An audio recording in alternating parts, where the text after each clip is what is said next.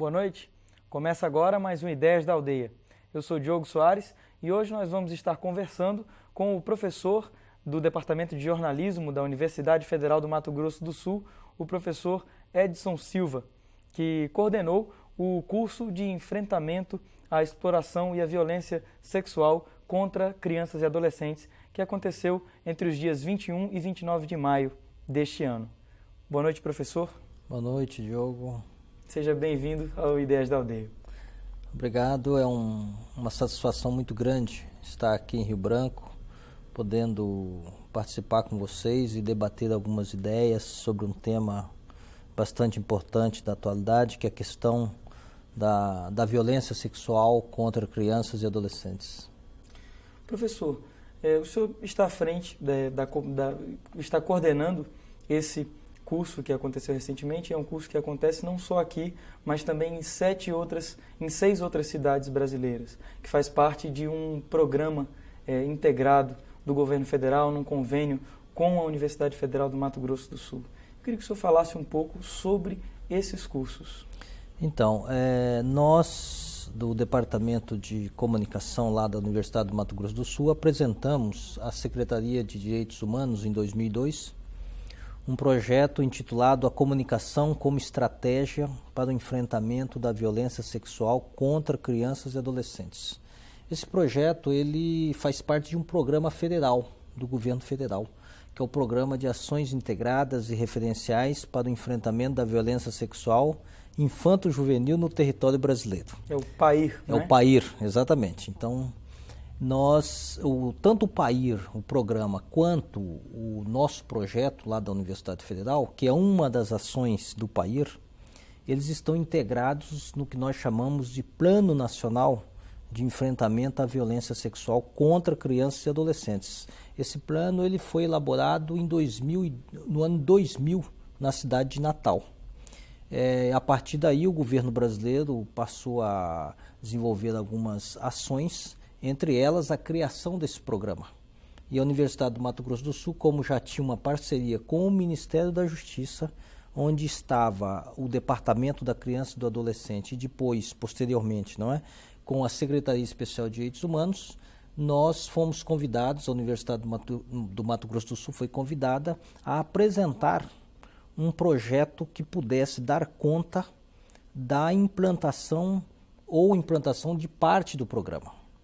Então, nós apresentamos esse projeto da comunicação como estratégia. Correto. Professor, o PAIR, esse Programa de Ações Integradas e Referenciais, ele está sendo desenvolvido em 7 cidades brasileiras, e onde estão sendo ministrados esses cursos para a capacitação das pessoas que lidam com esse tema da violência sexual contra crianças e adolescentes. De que maneira a Universidade Federal do Mato Grosso do Sul participa desses cursos? Bom, então, a universidade, ao apresentar esse projeto, a comunicação como estratégia, ela previu algumas ações, Diogo. Essas ações, primeiro nós pensamos que nós poderíamos definir como o principal órgão do sistema de garantia de direitos da criança e do adolescente, o Conselho Tutelar. Então, nós fizemos uma previsão para a equipamentação do Conselho Tutelar. Para isto, nós pensamos num diagnóstico estrutural. Então, nós visitamos os 6 municípios que hoje fazem parte do programa. Tem um 7º município que está previsto, a cidade de São Paulo, seria o 7º município. Nós já trabalhamos 6 municípios. Então, nós fizemos uma visita a esses 6 municípios para saber a situação, as condições operacionais dos conselhos tutelares. Então, nós visitamos 14 conselhos tutelares que estão localizados nesses 6 municípios. Então, lá nós observamos as condições, por exemplo, como o equipamento, se estava informatizado ou não, as condições físicas de atendimento, quer dizer, o local onde a criança ou adolescente é atendido, quando é vítima de violência ou a vítima de violação de direitos. Nós fizemos uma previsão para a capacitação. Nós desenvolvemos uma matriz pedagógica, um grupo de professores, um trabalho coletivo. Essa matriz pedagógica é que deu base para essa capacitação que nós desenvolvemos semana passada aqui em Rio Branco. Essa capacitação é uma capacitação de 60 horas, tendo um curso geral e tendo também oficinas específicas como o atendimento psicossocial, defesa e responsabilização, protagonismo juvenil, educação, saúde, enfim, todas aquelas áreas que precisam ser trabalhadas para que os direitos da criança e do adolescente sejam garantidos. Bom, além da capacitação, nós fizemos uma previsão de ações para o campo da mobilização e da sensibilização da sociedade. E aí é que nós fizemos a proposta de uma oficina de produção da informação e fizemos a proposta de um site, que é a criação do site, que hoje já está disponibilizado, que é o site Caminhos. Então, a Universidade do Mato Grosso do Sul, a partir do Departamento de Jornalismo e a partir de um projeto de extensão que nós já havíamos criado há 6 anos, que é a Escola de Conselhos, nós apresentamos à Secretaria de Direitos Humanos essas propostas, elas foram aprovadas e nós desenvolvemos. Então, aqui em Rio Branco, nós realizamos o 6º curso. Esses 6 cursos reuniram aproximadamente 1.500 pessoas, ou seja, 1.500 atores do sistema de proteção da criança e do adolescente capacitados pela Universidade do Mato Grosso do Sul. Que vão desde sociedade civil organizada, juízes da infância e da adolescência, Ministério Público, instituições governamentais e não governamentais. Exatamente. Esses atores, eles estão localizados em vários órgãos governamentais e não governamentais. Então, além do sistema de garantia de direitos, não é? Que entra aí o juizado da infância, a promotoria da infância, a defensoria pública, né, o Ministério Público, os conselhos tutelares, o programa Sentinela, nós fizemos a capacitação de atores que fazem parte dessa rede um tanto mais ampla, que é a rede de proteção. E aí é que nós temos, então, os professores, né, os profissionais da área da educação, os profissionais da área da saúde, os profissionais da área da assistência social, da comunicação, da segurança pública. Ou seja, atores que formam a rede de proteção para não apenas fazer um trabalho curativo, ou seja, depois que o abuso, a exploração, a violência foi cometida contra a criança, mas que possa fazer também um trabalho de prevenção. Então, daí você pode imaginar que um professor, ao desenvolver o seu trabalho em sala de aula, ele pode contribuir muito, não é? Com a prevenção. Ou seja, uma criança de 5 anos, 6 anos, 10 anos, 12, 15, 16 anos, essa criança e esse adolescente, se bem orientado pelos seus professores, podem contribuir muito para que esse fenômeno da violência contra a criança e adolescente seja evitada. Professor, e como é que o curso, enfim, aconteceu e houve inclusive oficinas específicas para cada área de atuação? Como é que foi a participação das pessoas aqui em Rio Branco durante o curso? Bom, excelente. Não é? Eu defino como uma participação excelente. Nós tivemos aproximadamente 200 alunos dessas diversas áreas que eu já citei. Nós tivemos 7 dias de curso, sendo mais um dia para a abertura, quando nós trabalhamos uma aula inaugural, e mais um dia para o encerramento, quando nós fizemos a entrega desses aproximadamente 200 certificados em nível de extensão. Ou seja, as pessoas que fizeram esse curso foram certificadas, certificado de 60 horas, e que conta bastante para o seu currículo. Mas mais importante que isso é o conteúdo, não é, que foi apresentado a esse grupo de pessoas. E aí, a partir do curso, desse curso mais teórico, com aulas expositivas, a partir do curso nós fizemos as oficinas que são mais práticas e tratam de questões mais específicas, justamente para aprofundar um tanto mais o conteúdo teórico já trabalhado. Então, no momento da oficina, Diogo, o que nós tivemos o que nós chamamos de interatividade. Fazer com que as experiências locais já desenvolvidas, porque o programa ele não vem aqui para começar um processo, ele vem aqui para dar sequência a esse processo e tem como um objetivo principal a criação e a articulação da rede, não é? Porque nós temos vários trabalhos desenvolvidos aqui local em Rio Branco, Campina Grande, Feira de Santana, Pacaraima, Corumbá no Mato Grosso do Sul, quer dizer que são os municípios onde o programa atua. Agora, nós ainda não temos as experiências de rede, ou seja, o professor trabalhar articulado com o médico articulado com o profissional da segurança pública, com o profissional da área de direito, enfim. Quer dizer, o programa ele vem justamente para dar esse tom de rede. Era justamente isso que eu ia lhe perguntar. Muitas dessas coisas, quando a gente conversa, parece que ficam no plano da teoria. A gente fala de uma rede articulada para articular essa rede. Quem são as pessoas que fazem parte dessa rede e de que maneira essa rede, a partir dessa capacitação, vai chegar, por exemplo, num município do interior do Acre, que às vezes é isolado geograficamente e acontecem casos de exploração sexual, de violência sexual. De que maneira isso se dá na prática, professor?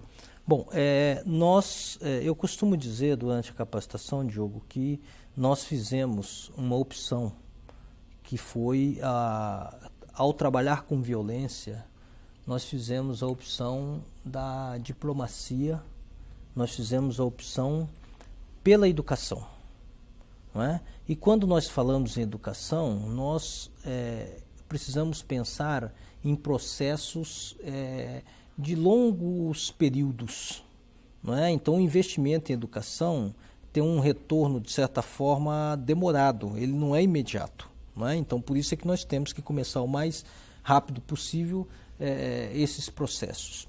Bom,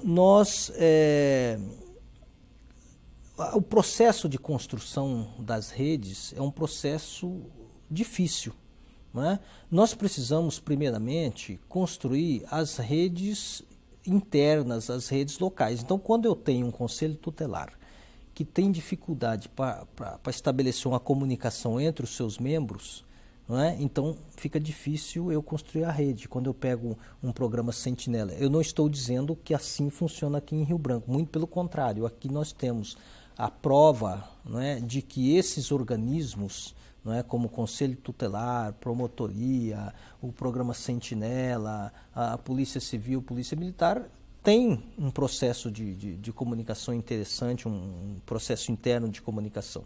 Agora, a rede eu só vou construir se eu conseguir me comunicar. Por isso é que nós fizemos a proposta de não é, a comunicação como estratégia. Então, quando eu falo da comunicação, eu estou falando dessa comunicação que nós estabelecemos dentro da família, dentro da casa. Então, provavelmente, não é, uma parte, não é, assim, esse processo da exploração sexual, né, principalmente das meninas, isso também é consequência, não é, de um processo de não comunicação. Ou seja, da dificuldade que de o se pai... falar desse exatamente, tema, de se falar desse tema. Quer dizer, a gente não fala desse tema, as famílias não tratam esse tema, a relação entre pais e filhos fica difícil. Não é? A menina, por exemplo, que tem um namorado, que fica grávida, às vezes é expulsa de casa. Não é? Então, muitas situações de exploração sexual começam exatamente quando há uma desintegração familiar, quando há a intolerância. Então, nós pegamos tudo isso como a comunicação. Não é? Então, por isso é que nós fizemos a proposta que vai dessa comunicação, desde a comunicação interpessoal, intrafamiliar, até a comunicação dos órgãos para com a sociedade. Até a comunicação dos órgãos para a sociedade e até essa comunicação que nós chamamos da alta tecnologia, a comunicação high-tech, que nós utilizamos a internet para poder divulgar esses dados, e estabelecer o link entre essa rede. Exatamente. Então essa rede ela precisa ser construída. A gente constata no decorrer do curso que muitas vezes o conselho tutelar não sabe como é que a polícia militar trabalha e vice-versa. A polícia militar não sabe como o conselho tutelar trabalha. Então, uma criança que sofre violência sexual, ela precisa de ser atendida, talvez percebida pelo professor em sala de aula, que é o profissional que mais tempo convive com essa criança, com esse adolescente, porque eu tenho lá uma criança que fica 3, 4 horas na minha frente enquanto professor. Isso não acontece na relação entre essa criança e o pai e a mãe, mas com o professor acontece. Então esse profissional, ele consegue observar, saber se essa criança está triste, se tem hematomas, certo? Enfim, perceber, não é? Identificar. Então esse professor, até por força de lei, né, o estatuto prevê isso, ele deve fazer a notificação ao Conselho Tutelar. E está dentro dessa rede de informações. Está na rede. E o Conselho Tutelar, por sua vez, ele tem que encaminhar a criança para um serviço de atendimento, que pode ser o sentinela ou outro. Conforme o caso, ele tem que encaminhar para o pronto-socorro, para o hospital. Essa criança exige um tratamento. Não é tanto no hospital quanto numa clínica psicológica. Enfim, é a rede. Agora, quando você não tem isso estabelecido, você acaba se perdendo aí a oportunidade de você... e eu estou falando de um caso já ocorrido, né, que já aconteceu. Né? No caso da educação, o professor, se bem trabalhado... Trabalha com a prevenção. Trabalha com a prevenção. Professor, a gente continua debatendo esse tema tão interessante no próximo bloco. Okay. O Ideias da Aldeia vai para um rápido intervalo e volta daqui a pouquinho.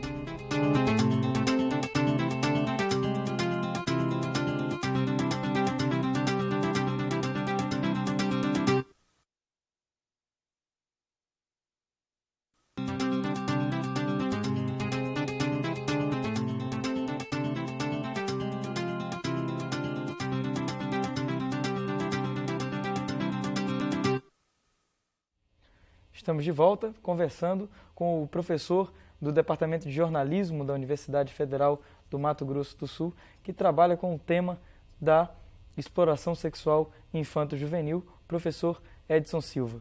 Professor, no bloco anterior nós conversávamos sobre a interferência da mídia, a interferência da comunicação nesse processo de combate à exploração sexual infanto-juvenil.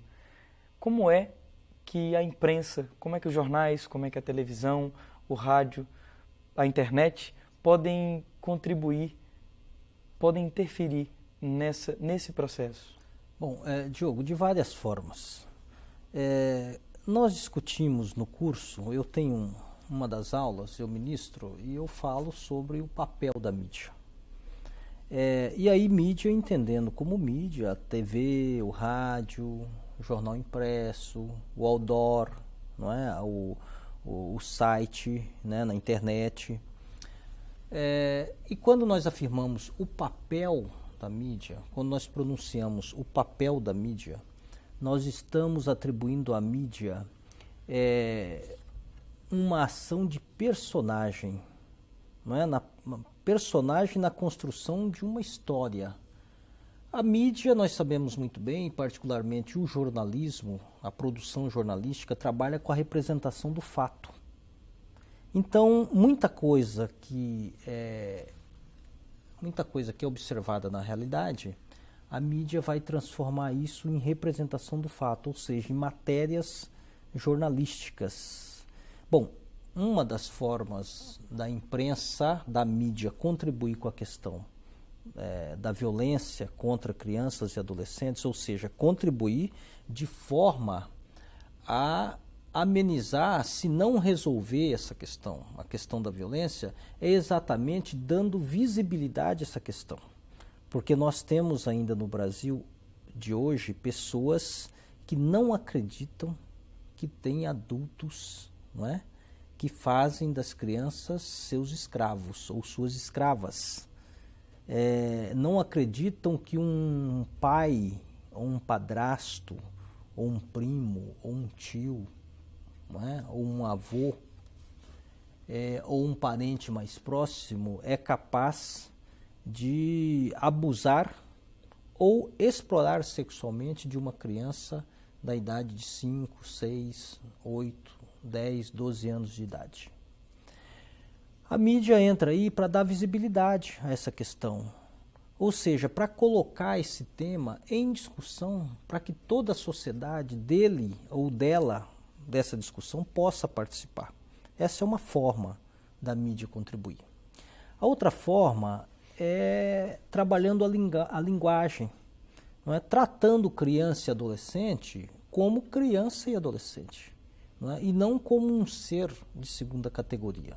Por exemplo, no campo da linguagem, nós estamos cansados de ver, ouvir e ler nos jornais os jornalistas, os profissionais de imprensa tratando criança e adolescente de menor.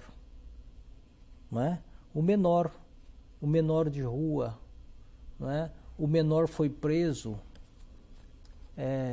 o menor foi abusado sexualmente. Quando se trata de pessoas com as quais nós temos vínculos afetivos, como irmãos, filhos, parentes próximos, nós não tratamos essas crianças e esses adolescentes de menores. Nós não chamamos, nós não chamamos uma criança, não é? O meu filho, eu não chamo o meu filho de menor. Isso tem a ver com abordagem, então. Exatamente. Agora, essa palavra menor, não é? Ela vem de uma linguagem jurídica. Né? Sim, mas ela é depreciativa. Ela se transformou em algo depreciativo. Agora, como até porque só se fala em menor quando é uma notícia ruim. Exatamente. Ela está vinculada a uma coisa negativa, a uma coisa ruim. Então, como a imprensa, o jornalismo, isso que nós chamamos de mídia, não é? Tem muita força, tem poder. Por que a mídia tem poder? Isso é inegável. Ela tem poder porque ela é capaz de atingir um número expressivo de pessoas. Uma coisa é essa conversa nossa, se nós não tivéssemos utilizando a tecnologia da transmissão das câmeras, não é? Das antenas, satélites, né? Dos transmissores, dos satélites e tal. Isso seria uma conversa entre duas pessoas. Mas essa conversa entre duas pessoas, ela pode ser acompanhada por centenas, milhares de pessoas. Não é? Então, se nós pudéssemos fazer uma televisão interativa, provavelmente as pessoas poderiam também estar entrando em contato e, lógico, obtendo respostas no que nós chamamos de tempo real, ou seja, em tempo real. Não é? Então, a mídia ela entra quando ela trabalha a representação do fato, a representação da vida, portanto. Não é? Então, ela reproduz vida. Não é? Ela coloca em debate, ela coloca em discussão. Então, a imprensa, quer dizer, a questão da criança e do adolescente, não é? Quer dizer, o fim da exploração sexual, o fim do abuso sexual, ou pelo menos a diminuição dos índices, não é? que surgem aí nas estatísticas, isso pode contar com a colaboração da mídia, não é? E particularmente dos profissionais da mídia, porque a mídia ela não opera sozinha. Ela é feita por pessoas. Ela é feita por pessoas. Então, um terceiro papel determinante é exatamente a mediação, não é? Porque, né, inspirada até pelo próprio nome, mídia, não é? Quer dizer, meio, mediação, equilíbrio. Quando eu falo em equilíbrio, eu estou dizendo que nós precisamos equilibrar, inclusive, a participação de crianças e adolescentes na mídia. Então, seria muito importante que a televisão, o rádio, o jornal, pudessem produzir programas que tivesse a participação efetiva, programas que fossem protagonizados por crianças e adolescentes, principalmente por adolescentes, porque eles têm muito o que dizer. E aí eu quero fazer uma articulação entre essa discussão de mídia, não é? Porque quando nós entramos nesse programa, nós entramos para fazer uma capacitação, para fazer uma proposta de comunicação e mostrar como é possível você fazer uma mídia que seja sensível, não é? E que possa ser operadora de direitos. Então é por isso que nós criamos, não é? Esse portal, esse site chamado Caminhos, e estamos desenvolvendo uma experiência muito interessante no município de Pacaraima, em Roraima, onde nós estamos implantando com o auxílio, não é? um trabalho protagonizado por jovens adolescentes vinculados a grêmios estudantis, a implantação de uma rádio comunitária no município de Pacaraima. Então lá os jovens estão criando a associação de grêmios estudantis, não é? Estão protocolando um documento lá no escritório da Anatel em Boa Vista, solicitando ao seu ministro das Comunicações a autorização para o funcionamento de uma rádio comunitária para que eles, protagonistas juvenis, possam ajudar a fazer o enfrentamento à violência sexual contra crianças e adolescentes, ou seja, contra eles mesmos. Então, está na hora de nós que produzimos a informação, a comunicação, não é? Abrir espaço para que esses jovens possam também produzir os seus programas, porque eles têm um elemento que é determinante, que é o domínio da linguagem. Eles conseguem falar de forma mais fácil para eles mesmos, para a turma deles, não é? Então, essa produção a partir do protagonismo juvenil. Professor, o que representa, então, geralmente a gente percebe nesses casos de repercussão pública maior de violência contra crianças e contra adolescentes, uma abordagem jornalística muito sensacionalista, se faz muito estardalhaço em cima de alguns casos. E sempre, ou quase sempre, os menores são colocados numa situação muito constrangedora. Qual que é a abordagem ideal para esse tipo de caso, quando um caso estoura e as pessoas descobrem que alguém estava sendo abusado sexualmente? Bom, exatamente. Quando nós entramos no programa, eu estou sempre remetendo para as nossas ações internas, porque assim, nós fizemos uma opção. Olha, não interessa a nós do site, não é, ou de qualquer outro veículo que venha a ser criado, tratar de casos específicos. Por exemplo, uma menina ou menino abusado sexualmente. Isso deve ser tratado pelos psicólogos, pelos médicos, pelos advogados na defesa do direito dessa criança e do adolescente. Nós da mídia, nós que trabalhamos com a ferramenta da mídia, nós devemos trabalhar um outro elemento, que é o elemento da contextualização. Então, é uma outra contribuição grande que a mídia pode oferecer, que as televisões, jornais, rádios podem oferecer à sociedade, é o tratamento desse caso de forma contextualizada. Ou seja, essas coisas, esse fenômeno não se dá por si só. Não é? Esse fenômeno se dá em função de algumas causas. Ele tem uma história, ele tem um contexto. Então nós teríamos por obrigação de tratar esses casos contextualizando-os, ou seja, explicando por que é que eles acontecem. Né? Por exemplo, a figura do abusador, tá? O pai, o padrasto, o tio, o vizinho, o primo que abusa sexualmente de uma criança, né? Tem uma história. Ele provavelmente um dia foi vítima. Então nós da imprensa, quer dizer, a mídia deveria mostrar isso para a sociedade para que a gente possa também ajudar a formar uma sociedade crítica, para que ela possa entender como é que as coisas estão acontecendo. Quando acontece um caso de exploração sexual, a mídia deveria mostrar que o caso da exploração sexual está vinculado à questão econômica, está vinculado, por exemplo, ao desemprego, não é, de um pai, não é, que não tem como garantir a sobrevivência da sua filha e ela fica vulnerabilizada, ou seja, ela fica exposta à ação de pessoas que lucram com a exploração sexual. Agora, professor, é claro que também, diante disso, a gente tem casos, por exemplo, a gente sabe que está agora no Congresso Nacional uma comissão parlamentar mista de inquérito que no começo dos trabalhos já tem 33 autoridades, detentores de altos cargos públicos espalhados pelo Brasil inteiro, que são acusados de ser abusadores de crianças e de adolescentes, inclusive um juiz de uma vara da infância e da adolescência. O que é que explica isso e que impacto uma notícia dessa tem nesse processo de combate à exploração? Bom, nesse caso a mídia estaria contribuindo para desmistificar um pouco essa questão da exploração e do abuso sexual.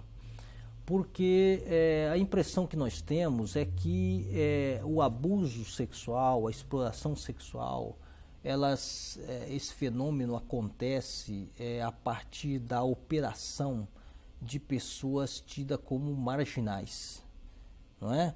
Ou como pessoas anormais, não é? Por exemplo, um padrasto, um pai, um tio, quando abusa sexualmente, essa pessoa é tida como um anormal, Não é? A gente tem, inclusive, comete o preconceito de dizer que é um louco. Não é? Ou seja, nós tiramos essas pessoas assim, do campo da normalidade. Isso acaba sendo uma justificativa para que essas pessoas continuem fazendo ou para que outras pessoas continuem fazendo. Então, essas coisas são do campo da normalidade, sim, do campo da normalidade. Então, quando você tem um juiz, quando você tem um delegado, quando você tem um promotor, quando você tem um padre, quando você tem um jornalista, não é? Que cometem abuso ou exploração sexual, você está tratando de pessoas que deveriam fazer parte da rede de proteção. Não é isso? Mas essas pessoas acabam atravessando a fronteira e vão fazer parte da rede de exploração. Não é? Recentemente, numa discussão lá na Universidade do Mato Grosso do Sul, na disciplina que eu ministro, que é a técnica de reportagem, eu convidei uma especialista da área. E num dado momento eu perguntei a ela o seguinte: se hoje nós teríamos condições de dizer, não é? Se nós teríamos condições de fazer uma separação entre rede de proteção e rede de exploração. Ela disse: não, mas eu nunca havia me preocupado com isso. Eu disse: olha, mas nós temos percebido pelo noticiário, que pessoas de envolvidas com a rede de proteção... Quem deveria ser da rede de proteção como um juiz está na rede de exploração. Um delegado deveria estar na rede de proteção, cumprindo a função pública dele. Um jornalista, a mesma coisa, por questões éticas e morais. Um padre, não é? Enfim, mas nós observamos que essas pessoas acabam sendo o que nós chamamos de personagens sincréticos, ou seja, trazem duas personalidades. Agora, essa sociedade não é uma sociedade pura. Nós não podemos dizer o seguinte: olha, eu tenho aqui os puros e os impuros. Não é? Então, há que se observar isso. Então, tem pessoas que dizem que são da rede de proteção e estão na rede de exploração. É muito comum a gente observar hoje em dia um noticiário que aparecem personagens com essas características. Agora, isso sempre existiu. E aí é mais um papel que a mídia pode cumprir, um papel positivo, que é dar visibilidade, para que a gente possa quebrar esse tabu aí. Né? Quer dizer, mostrar, né, que autoridades que deveriam estar protegendo, na realidade, estão explorando. Correto. Professor, nós estamos chegando ao final da nossa conversa, desse bate-papo super descontraído com relação a esse tema, que é um tema complicado, mas tem que ser debatido. E a gente agradece a sua presença aqui no Ideias da Aldeia. Ok. Sou eu que quero agradecer, não é, essa oportunidade, e quero aproveitar para convidá-los a visitar, né, o nosso site, né, o Caminhos, que é www.caminhos.fms.br. Que está, acho que no caracteres embaixo agora. Ok, exatamente. Então, para que vocês possam visitar, ler, né, os artigos, as notícias, as entrevistas, as aulas que estão disponibilizadas lá, e que, por favor, enviem para a nossa equipe em Campo Grande as suas opiniões, as suas críticas, para que a gente possa cada vez mais melhorar esse produto à disposição da cidadania. Professor, muito obrigado. Ok, muito obrigado, boa noite. O Ideias da Aldeia de hoje vai ficando por aqui. Muito obrigado pela audiência de todos os telespectadores e até a próxima.